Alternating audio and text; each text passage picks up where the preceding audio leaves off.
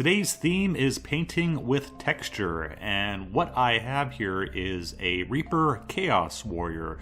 At the time of recording this is not officially available yet. It was from one of the previous Kickstarters. This is something a little bit different from Reaper, and it's nice to see them ripping off Games Workshop rather than Wizards of the Coast for once. I kid, of course.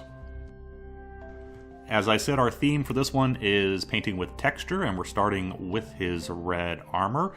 And we're going to be painting this with a stippling method, just basically painting with dots, and not trying to recreate any sort of specific look here. I'm just adding a little bit of texture to the armor just to make it look less smooth and more interesting.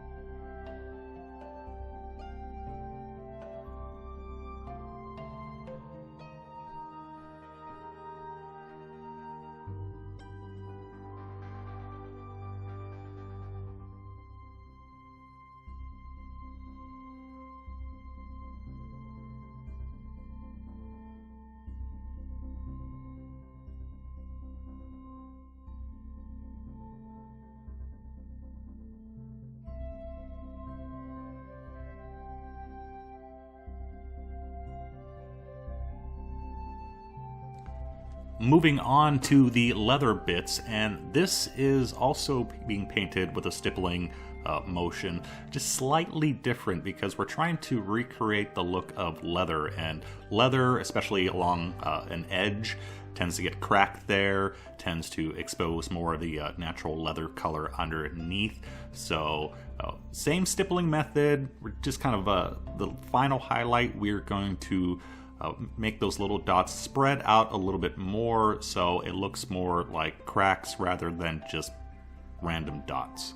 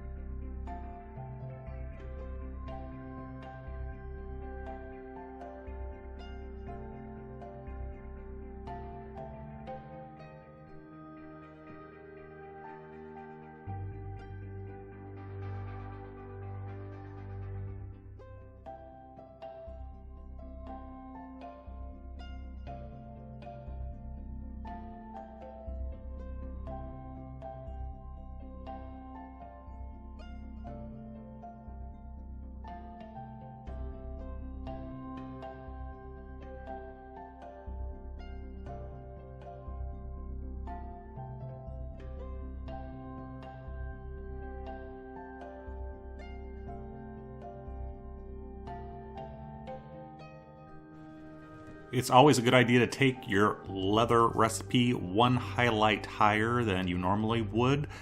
That's to represent all the little cracks, and especially like the front toe of the boots. I like to really over highlight that to show areas where that leather is going to get really, really worn.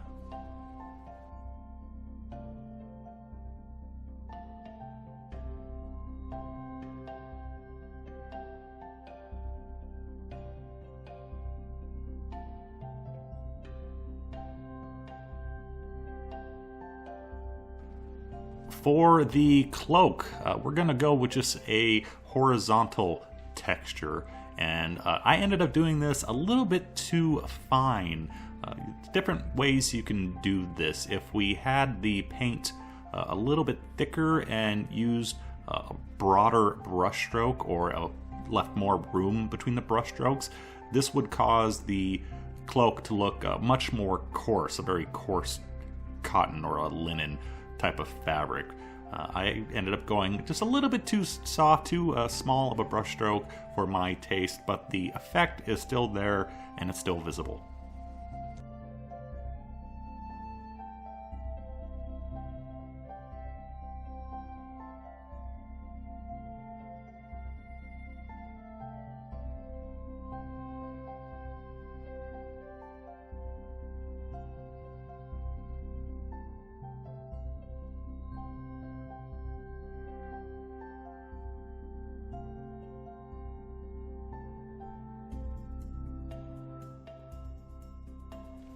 Another thing you can do to get a more coarse effect is to eliminate some of the steps that I'm adding here. If you go from, say, just pure violet to pure purple, the brush strokes are going to be much more prominent, and therefore you're going to have a lot more texture.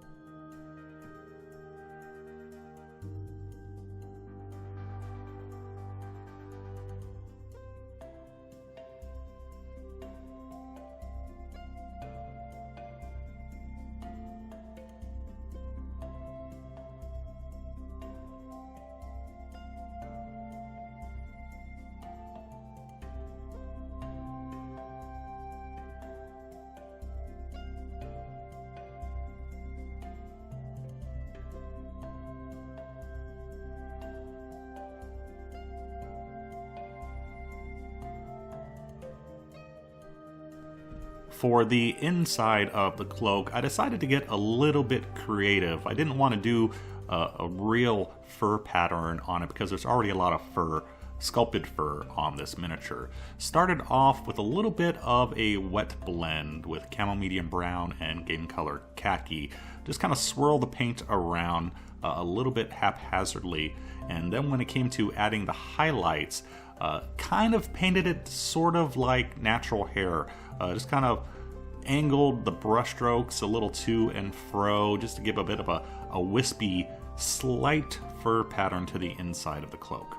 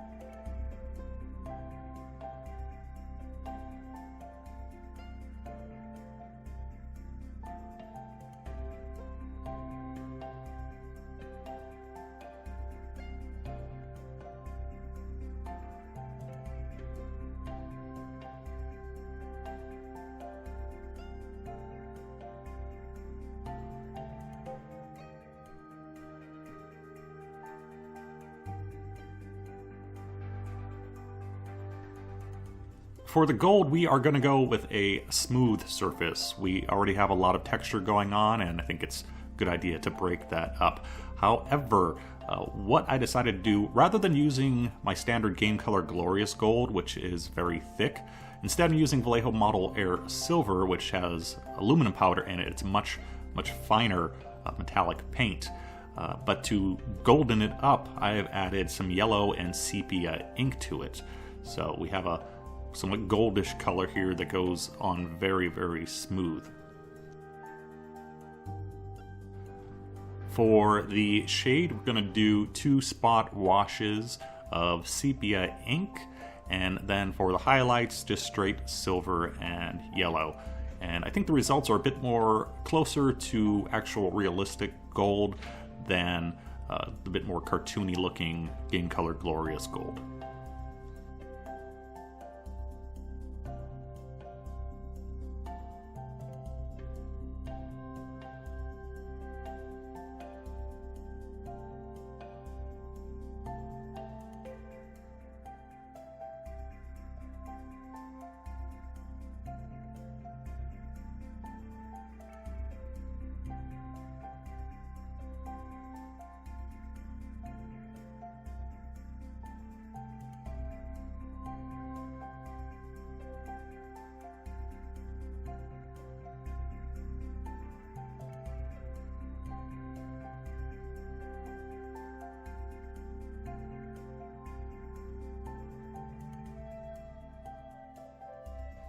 The shield is the last major bit to paint, and since we used purple and red on painting the rest of the miniature, decided to use both purple and red for the shield, so it's going to tie both of our colors together. After putting down a mix of Royal Purple and Carmine Red, start off with just a dry brush of the Carmine Red to pick out all the details, and then we'll begin with the actual regular smooth layered painting. And because we have a bas relief on the shield, once again, we're not going to bother with texture, because if we add texture to it, it's actually going to obscure some of the details on the shield. So instead, we are just going to highlight all those features, over-highlight them a little bit so they really stand out.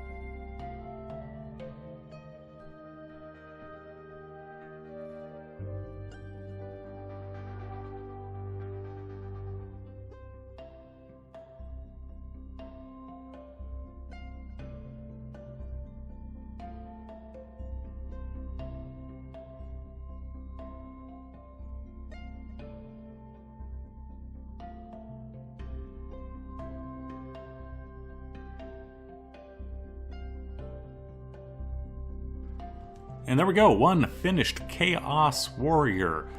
Pretty sure I painted this thing before about 20 years ago. Maybe I'm wrong. Not too bad in my opinion, nothing much to say in addition to what's already been said.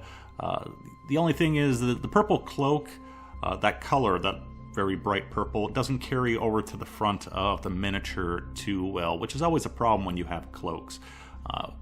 Perhaps should have added a little bit. Either I could have added, well, I couldn't add more purple to the front unless I did the inside of the cloak, and I didn't want to do that. Could have done the bottom of the cloak red and lessen the purple. That could have been an option. I did add a little bit of purple wash to the sword to try to bring that color around a bit more. So it's just barely picks up, but I'm okay with it. So that's it. Go ahead and paint with some texture to spice up your mini painting a little bit, and thanks for watching. Bye-bye.